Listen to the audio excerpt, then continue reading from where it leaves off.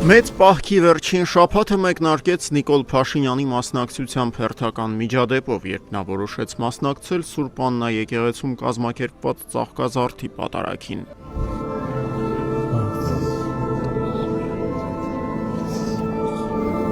Այն, որ վարչապետի նման անսպասելի հայտնությունն այնն էլ մոտ մեկ տասնյակ թիկնապահների ուղեկցությամբ որևէ լավ բանի չի հանգեցնի, պարզ էր ամենասկզբից։ Պատարագին ներկաների մեծ մասը Փաշինյանի հայացք որսալու եւ բարևելու փորձերն անտեսում էր, ոմանք էլ ասում էին այն ամենն, ինչ մտածում էին կառավարության ղեկավարի մասին։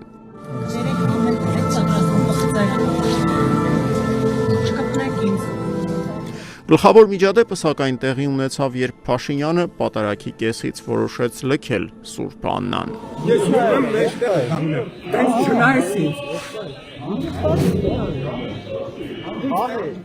Վարչապետի հետ վիճաբանության բռնված, թիկնապահներից մեկի կողմից բռնության ենթարկված եւ Փաշինյանին հարվածելու անհաջող փորձ կատարած բարձր դասարանցի Դավիթ Մինասյանին իր երկվորյակ եղբոր հետ ձերբակալեցին միջադեպից քիչ անց եկեղեցու բակում մանուկների օրհնության արարողության ժամանակ։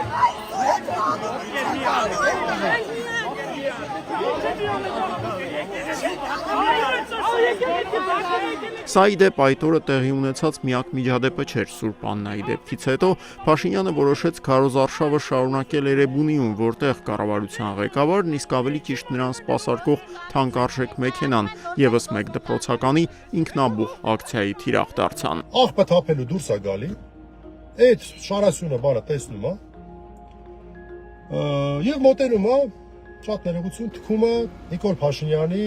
մեքենայի վրա։ Ձևակերպում է իրան թույլ տալիս, հարցնում են ասում ինչի ես դա արել, ասել է որտեղ թուրքը ծախել է մեր հողերը։ Արդյոք 18 տարեկանների մասնակցությամբ ընդամենը մի քանի ժամ տարբերությամբ տեղի ունեցած այս երկու միջադեպերը վկայում են երիտասարդության շրջանում Նիկոլ Փաշինյանի բավական ցածր վարկանիշի մասին, դատելով վերջին սոցհարցումներից, այո, Միջազգային հանրապետական ինստիտուտի կողմից փետրվարին անցկացված հետազոտության համաձայն հունիսի 7-ի ընտրություններին իշխող քաղաքացիական պայմանագրի օգտին պատրաստվում է քվեարկել երիտասարդների ընդամենը 12%-ը։ Կարող է հանգարտ բլոտ խաղանք։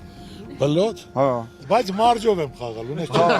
Եվ եթե Նիկոլ Փաշինյանի եւ ընտրողների շփումը ոչ միշտ է հարթ ընթանում, Բարգավաճ Հայաստանի առաջնորդ Գագիկ Ծառուկյանը նմանատիպ խնդիրների դեռ չի բախվել։ Ծառուկյանն այս շաբաթ Արարատի մարզում էր, որտեղ մանուկների հետ լուսանկարվելու եւ բլոտի պարտիայի արանքում հասցրեց խոսել նաեւ իր ղեկավարած ուժի վարչապետի տեխնացուի մասին։ Այսօր մեզ պետք է ապագայի վարչապետ, որը կարա մտածի ժողովրդի մասին,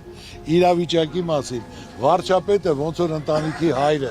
ցանկացած երեխայի պետք է հավասարաչափ նայի։ Հիմա որ ես անունը ասեմ, թող այդ վաղվա վրա մարդուն վրա գործ հարուցեն։ Քաղաքագետներից ոմանց կարծիքով Ծառուկյանի ղեկավարած դաշինքը կարող է դառնալ այս ընտրությունների գլխավոր անակնկալներից մեկը, նախ եւ առաջ հիասթափված եւ դժգոհ գյուղական ընտրազանգվածի քվեների հաշվին։ Царукян выходит за пределы Котайка.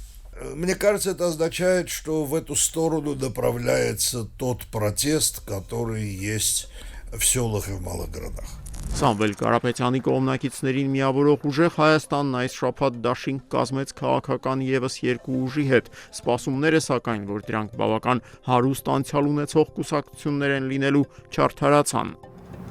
Միլիարդատեր գործարար Սամվել Կարապետյանի ուժեղ Հայաստանն այսօր դաշինք կազմեց հանրությանն անհայտ երկու ուժերի հետ։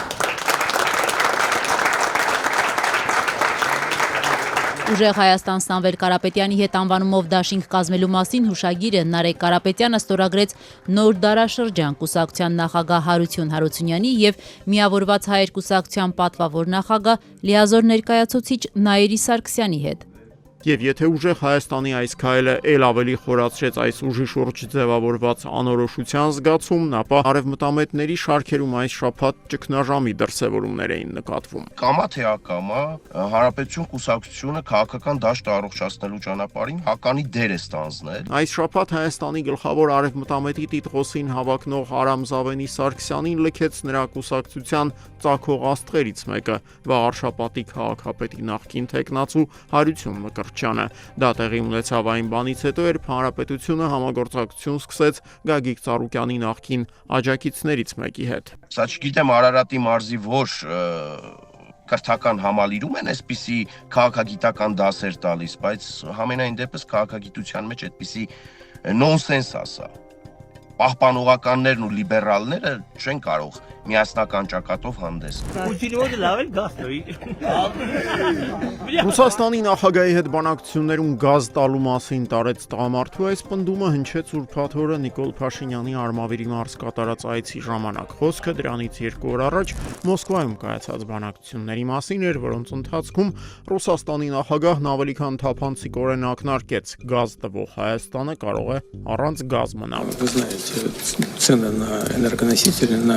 цены на газ, скажем, в Европе где-то. Ինչ վերաբերում է էներգակիրների գնին, գազը Եվրոպայում կտրուկ թանկացել է $600 1000 խորանարդի դիմաց, իսկ Ռուսաստանը Հայաստանին $177.5 է վաճառում։ Տարբերությունը հսկայական է։ Разница большая. Մոսկվայում կայացած բանակցությունների ընթացքում Ռուսաստանի նախագահը տեսախցիկների առջև նաև կոչ արեց Նիկոլ Փաշինյանին չխոչընդոտել Պուտինի բնորոշմամբ Ռուսաստանի բարեկամ ուժերի մասնակցությանը ընտրություններին, հայտարարեց Եվրամիությանն ու ԵԱՏՄ-ին միաժամանակյա անդամակցության անհամատեղելիության մասին, մեկ անգամ եւս հիշեցրեց, որ հենց Հայաստանի վարչապետն էր, որ 2022-ին Պրահայում Լեռնային Ղարաբաղը ճանաչեց Ադրբեջանի մաս։ В Праге в 2022 году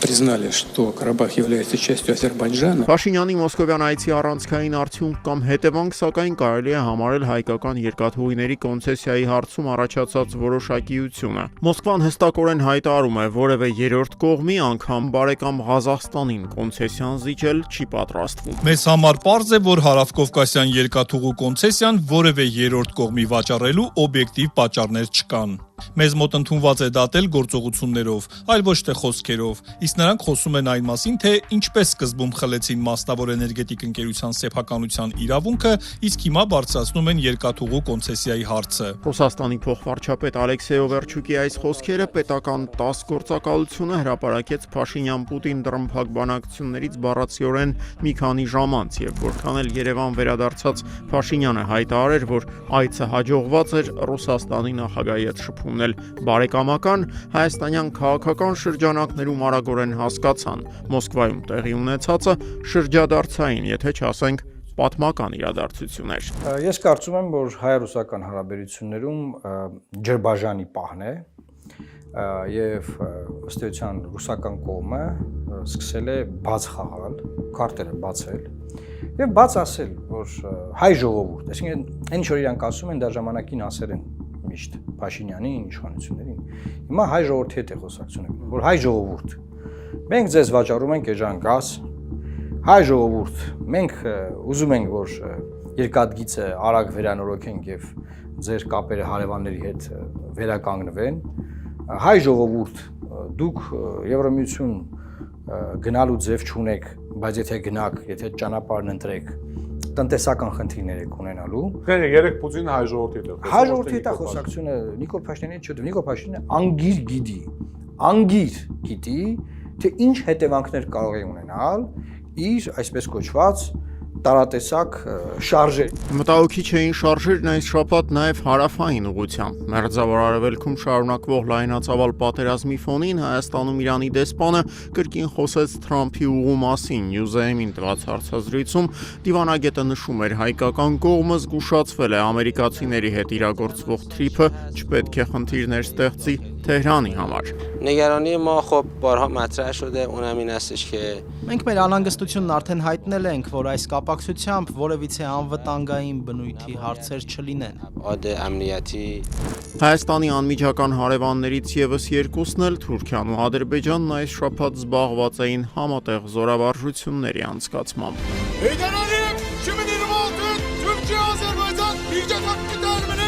Ծանր զրահատեխնիկայի ներգրավմամբ անցկացվող Հեյդար Ալիև 2026 զորախաղերի մեկնարկը տրվեց շաբաթավերջին Հայաստանի հետ սահմանի անմիջական հարևանությամբ գտնվող Թուրքիան եւ Նախիջևանը միմյանց կապող կամրջի վրա։ Tarihi zaferlerle dolu şanlı Azerbaycan bayrağını öpüp ve tevhid veririm.